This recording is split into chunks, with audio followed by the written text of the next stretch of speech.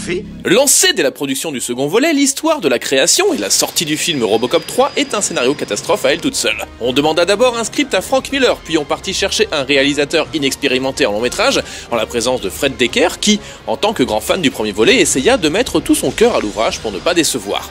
Le problème étant que, comme pour le second film, Robocop est désormais synonyme de merchandising et marketing, et les producteurs demandèrent alors d'assouplir le script de Frank Miller et de le transformer en produit familial. Et lorsqu'on demanda à Peter Weller de rendosser le costume du robot, celui-ci répondit « Non.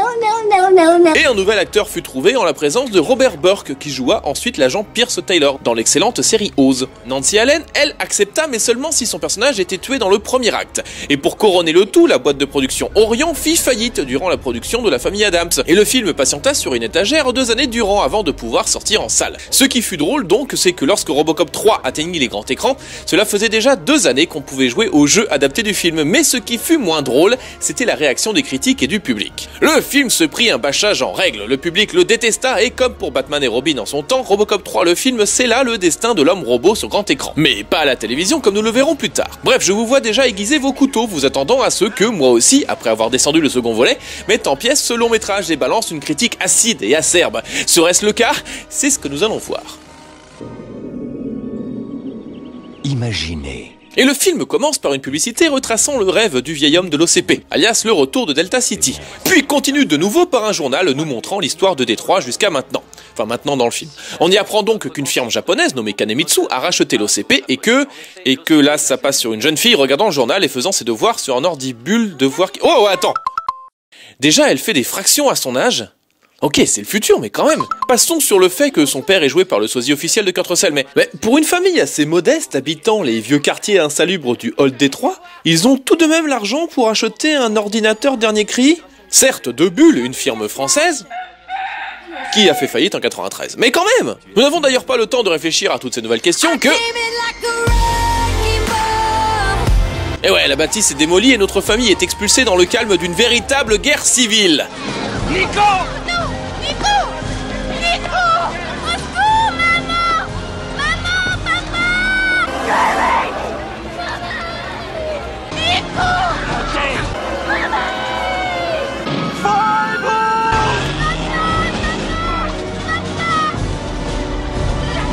En parallèle de cette scène larmoyante, nous voyons également CCH Pounder se faire mettre au sol devant numéro 12, le méchant à rien du film. Virez-moi ça par les armes s'il le faut. Et c'est lorsqu'elle fait tout péter que nous découvrons qu'en fait il s'agit de la cheftaine de la résistance nommée Bertha Washington, excusez-moi. Et le hasard faisant bien les choses, la petite fille du début est recueillie par Bertha. Je n'y arrive pas, je suis désolé, hein. Frank Miller il a utilisé 2 héros qui s'appellent à peu près pareil et qui se ressemblent, voilà, du coup je m'embrouille, c'est normal. Bref, elle est recueillie dans un groupe de résistants composé du président des films de Michael Bay, du commandant Spengler de Malcolm, et du pote à Danny Boone dans Bienvenue chez les Ch'tis. Non, je sais parfaitement que c'est pas lui, mais je peux pas m'empêcher d'y penser en voyant sa tête. Bref, notre équipe de choc est arrêtée par un ED-209 qui se retrouve très rapidement hacké par la gamine. J'ai maintenant le droit d'être fidèle comme un chien. Et qui servira quelques minutes plus tard à détruire toute une équipe de réhabilitation comme il l'appelle. On reverra plus jamais le robot, mais c'est dommage. On en profitera également pour noter l'existence de prises Péritel sur la machine, preuve qu'il s'agit d'une technologie arriérée. Et quelques scènes plus loin, nous découvrons enfin notre mâcheuse de chewing-gum préférée, pendant le braquage d'un coffee shop tenu par Jeff de Curb Your Enthusiasm, prouvant que oui, nous sommes bien dans la bonne salle, et que Robocop devrait quand même pas tarder. Et enfin, après 20 minutes...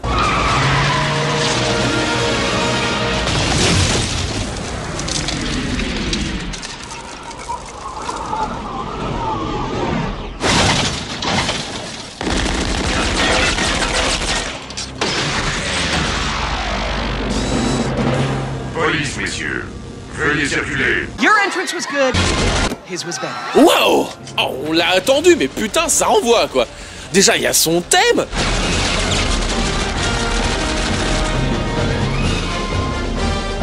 Et en plus, il éclate carrément le toit de la caisse pour faire son entrée. Ok, d'accord, il a une bouche bizarre, mais waouh, quoi. Wow, il arrête même les balles avec les mains. Oh, et il y a fucking Shane Black dans le film. Merde, quoi. Là, c'est le scénariste de Predator, de L'Arme Fatale. Ouais, le mec qui a trouvé le nom Die Hard à Die Hard, le réalisateur d'Iron Man 3. Le mec qui a réécrit Let's Station Hero et qui a refoutu Robert Downey Jr. sur le devant de la scène. Ok, c'est bon, envoyez le générique de fin. Il y a Shane Black, c'est le best film ever. Robocop 3 n'est pas en vérité la bouse annoncée. Certes, moi aussi quand je l'avais vu à l'époque, j'avais été déçu. En fait, le gros problème c'est qu'il se passe pas grand chose. Les scènes d'action sont d'un ennui profond et filmées plan-plan, genre cette poursuite là. Où, alors je déconne pas, un Robocop conduit une pipe mobile en poursuivant un fourgon blindé, ce qui semble faire une référence au premier film, mais c'est complètement à la masse par rapport à la poursuite dans le premier film. En gros, je vous la résume. Le méchant il tire. Robocop il tire. Le méchant il tire. Robocop il tire. Le méchant lance de l'argent. Robocop perd le méchant. Non, sérieux, c'est nul. Quoi? Ah oui, non, ok, je me suis arrêté qu'à 20 minutes du film, mais le reste de l'histoire, c'est assez basique en fait. Robocop part aider les résistants, tandis que l'OCP veut détruire tout ça. Il y a Patches O'Houlihan qui se fait réprimander par Mako. Et le film met en parallèle un Robocop humaniste, sauvant les résistants désappropriés de leur terre. Pourquoi connecter des composantes humaines à une machine si c'est pour se plaindre quand la partie humaine prend une décision? Avec le méchant de l'OCP devenant, lui, une véritable machine de guerre. Asseyez-vous. Le pouvoir vous monte à la tête! J'ai dit, asseyez-vous. Et au milieu, il y a un androïde samouraï nommé Otomo, en référence à Katsuhiro Otomo, et en référence à Ronin de Frank Miller aussi, vous savez, il récupère ses trucs lui, qui se bat comme une grenouille. Ouais, c'est nul. Et au final, les policiers rendent leur badge et partent aider les Indiens, enfin les résistants. Et bref, je peux pas vraiment dire du mal du film. Certes, il se passe rien, les scènes d'action sont carrément de côté de la plaque, mais bon, d'abord, il s'agit d'une des premières fois où, en 1991, Hollywood s'intéresse enfin aux films d'arts martiaux. Ouais, il faudra attendre 93 pour que Jean-Claude Van Damme aille chercher John Woo à Hong Kong. Et au final, l'histoire c'est quoi? Et ben l'histoire c'est quoi? C'est un soldat estropié qui se retrouve, malgré lui, au cœur d'une histoire d'expropriation des terres, et qui finira par prendre parti pour les habitants, aidé par la professeure qui l'a reconstruit. Et se rebellant contre un méchant aux cheveux blancs. Bon, désolé, moi je trouve ça cool comme histoire. En plus, Robocop il bousille tout avec un jetpack là, et chacune de ses arrivées pète la classe. Ah ouais, il y a plein de références au premier film, et oui, sachant que de toute façon il n'arriverait jamais à la cheville du premier film, Fred Decker, le réalisateur, il a fait totalement le contraire de Robocop 2. Ouais, il a pas cherché à faire plus sanglant, plus violent, plus tout, il a juste cherché à délivrer un message optimiste. Et en plus, il se fout ouvertement de la gueule du service marketing en montrant une publicité parodique pour des jouets. Johnny Rehab. Figurines, pièces et accessoires sont vendus séparément.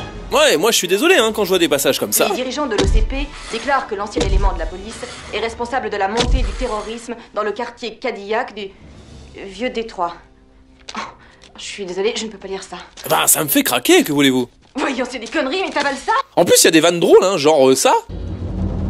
Je vous arrête pour voie de fait sur un agent de police.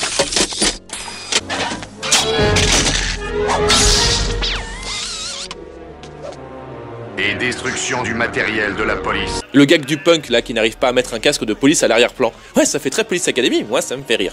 Donc ouais, c'est sûr, le film est décevant par certains points, surtout par le fait qu'il se passe rien, mais pour tous les efforts fournis et la présence de fucking Sean Black, qui va pas servir à grand chose dans le film, moi j'aime bien. Mais à la différence d'un second volet trop pompeux et imbu de lui-même, Robocop 3 dégage un message humaniste rempli de bonnes valeurs et se considère comme un film de Noël en ne faisant de mal à personne.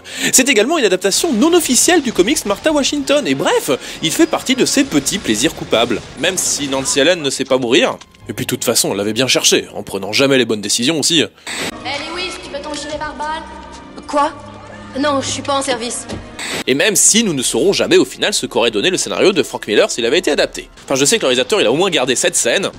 Qu'est-ce qu'il y a? T'aimes pas les hommes en uniforme? Écoutez, mon père a perdu son boulot, je veux juste un peu de fric, c'est tout. Welcome to Miller time.